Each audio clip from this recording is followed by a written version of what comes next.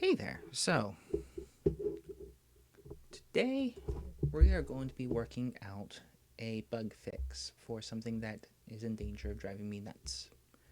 Watch very closely so you don't miss it, right here at the bottom where my mouse cursor is on those mountain tiles.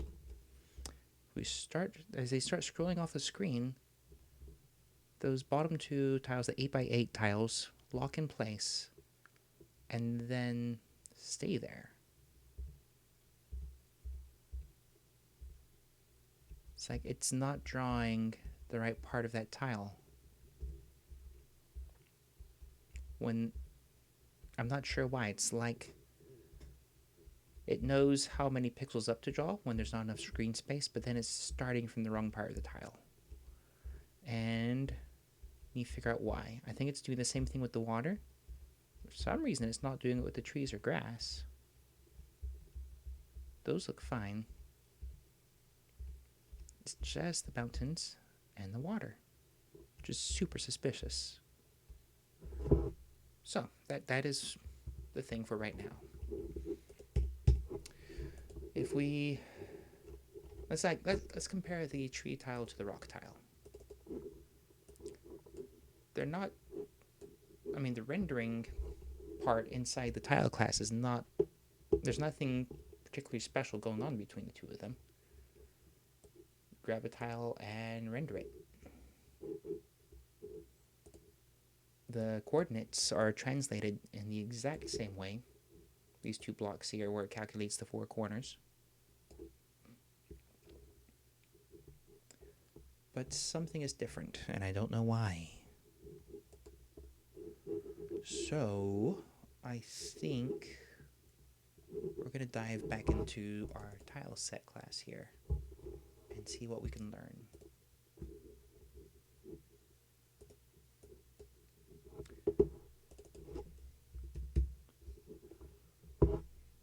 Tile set has a render function for rendering a single tile. And I'm wondering what happens if the Y, let's see, it sets a pixel. The Y value is what's getting mixed up, and that's set here from this YS value. That's where it actually plots the pixel on the screen. And it's like that part's fine, but where it's pulling from is wrong. It's pulling from the wrong part of the tile.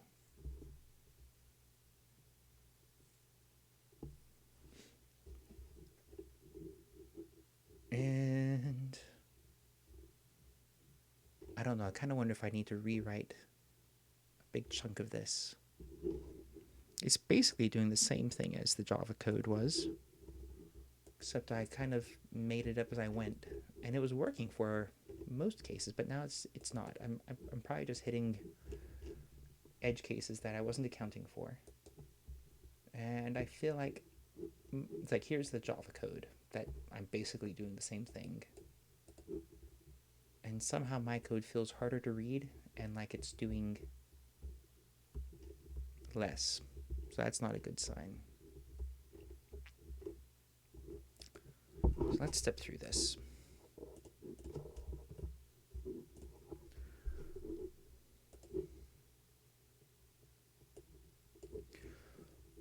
This chunk area at the top is to account for the fact that we have these function overloads, something that's required by the way because of the way TypeScript and JavaScript work. You list out your function overloads, and then you have one messy function signature that can handle all the different cases of arguments that are coming in. Honestly, I'm wondering if I need to do this all differently. It's just so messy the way TypeScript handles it. One thing I like working with the Amazon CDK, it does a lot of things like this for it's like CDK, it's the Amazon Cloud Development Kit, but instead of having a list of arguments to a function, you'll have something like render props that you pass in. And then the render props, you give it a type. It does not like me putting a type right there. Let's call it a class for now, but normally it would be a type. And then you list out all the possible values.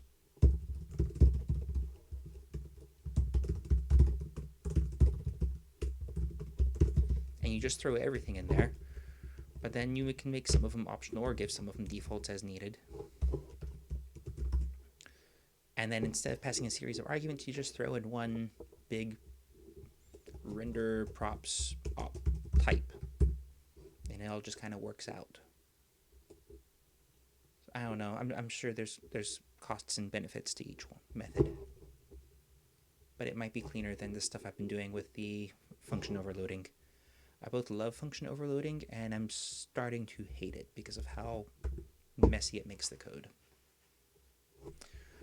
But moving on, we were talking about this render function. Yeah, I have other ideas too, but I don't want to go too far off track. Okay, so what we have here, the x offset and y offset, that's the camera translation. But we're counting on the coordinates being like the camera transform happens before we render a tile. So it should be safe to ignore that part. The mirror x and mirror y are basically the exact same. We have to floor the x and y values because it's possible for a number in TypeScript, that's going to be an integer or a floating point number, we have to make sure it's an integer, or the whole thing's going to go nuts on us. Grab the colors. Again, we're doing all this casting because of the function overloading problem, which we already talked about. And then grab the tile out of the tiles array. What's the equivalent over here? I think instead of a tiles array, in the Java code is pulling from an image, and this finds the coordinates within the image that it needs to pull from. And I like my way better, and it works. So some of the variable names are a little different, but yd in my code is the same as y in the Java code.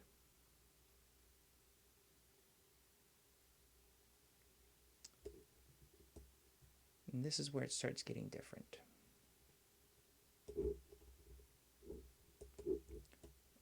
Let's do this before I make a mess. Copy, comment it out, paste. Now, I'm going to try and make my code look more like this little bit of Java code here.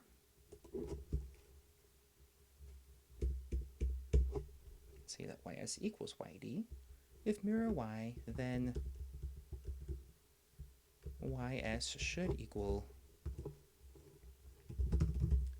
tile height minus 1 minus yd. Over here it's 7, tile height is 8, so I do that tile height minus 1. That way if I go and change the tile size, my code doesn't all break. And then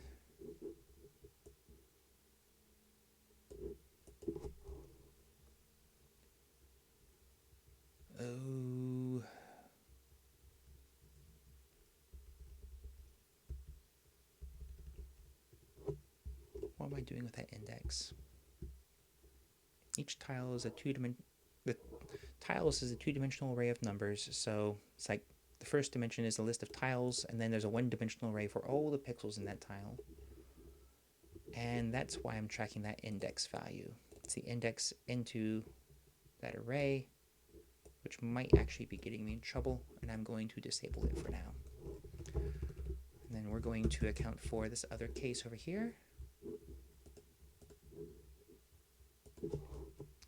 If, let's see, if y is over on the Java code is y plus yp, in my code it should be yd plus y. Those are the equivalent variables.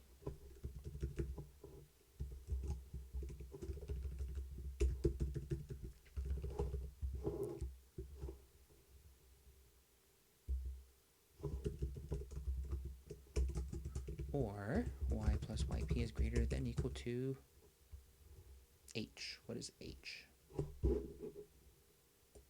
Right there. I think that's the screen height. Yes, that's the screen height.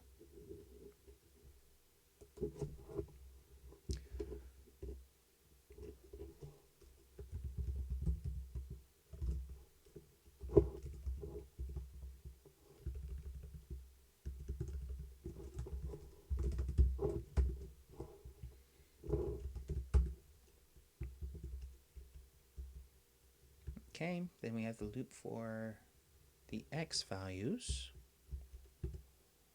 Calculate xs equals xd. Mirror x should be the same basic formula as mirror y.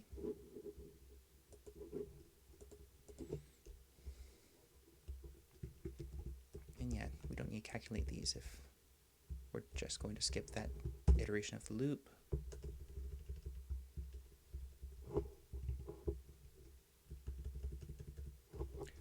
This tile width minus 1 minus xd.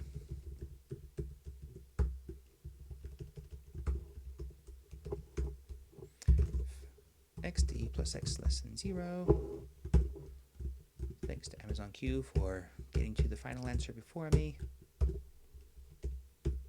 I feel weird talking about as Amazon Q. The only Q I knew before that was the Star Trek Q. I wonder if that's an intentional comparison there. I sure hope not.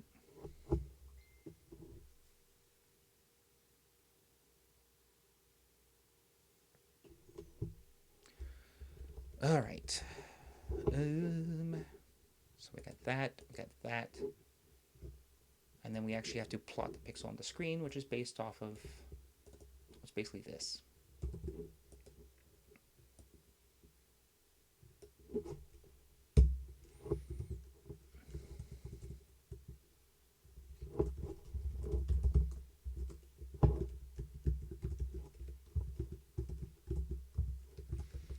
So it should be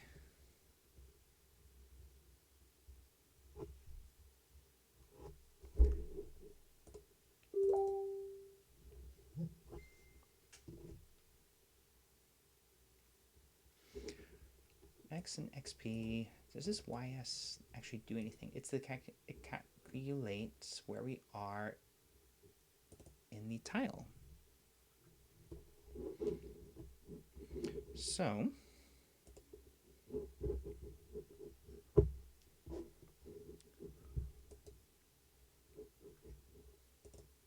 let's see. yd plus xd plus x, yd plus y. Then we feed it the color.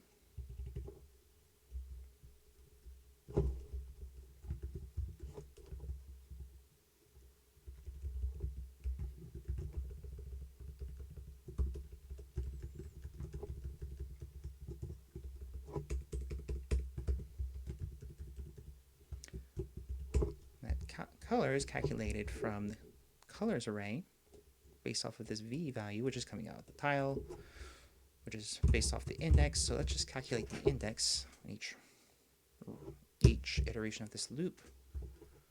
That might be less chaotic than what I was doing. And now let's test that.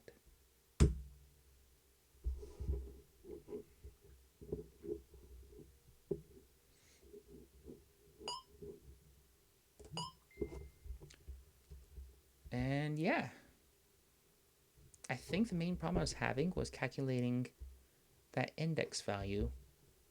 Like I was trying to do some funny math to not have to recalculate the entire formula in each iteration of the loop, but the funny math was leading to some errors when it was getting to the edges of the screen. And I'm not noticing any performance issues from doing it this way, so I'm going to keep it. So that is that. Need to decide what I'm doing for the next round. I'm either going to implement the flowers and sand and cactus, which will make this whole map look more complete, or I'm going to work on implementing the WebGL canvas. So, it should be interesting either way. And that is all for today. Thank you for joining me for this bug repair session. See you next time.